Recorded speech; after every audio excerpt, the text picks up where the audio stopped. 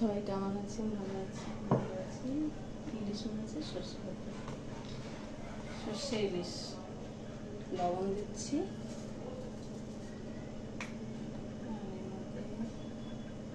হলুদ দিচ্ছি, ঠিক আছে।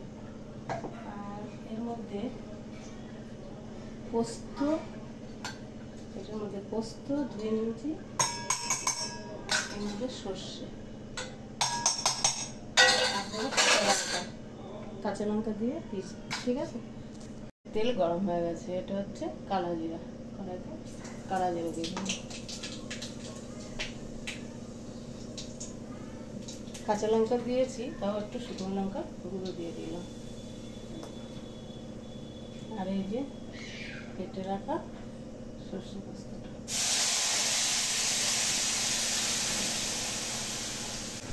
দেখুন।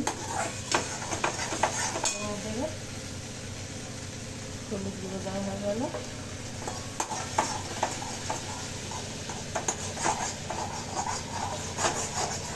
হলুদ গুঁড়ো দেওয়া হয়ে গেল,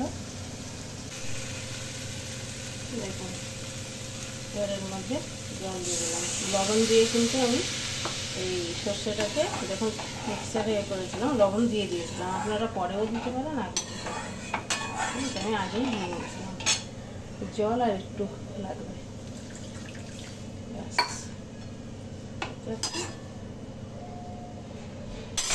আর এটা ঢাকা দিয়ে দিচ্ছি। এবার ঢাকনাটা খুলে এর মধ্যে মাছগুলো, লবণ হলুদ মাখা মাছগুলো দিয়ে দেবো।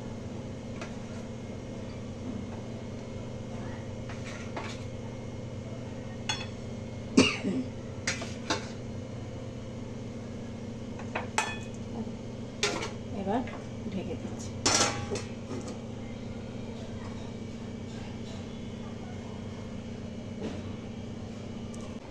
কাঁচা লঙ্কা দিয়ে দিলাম 4টে,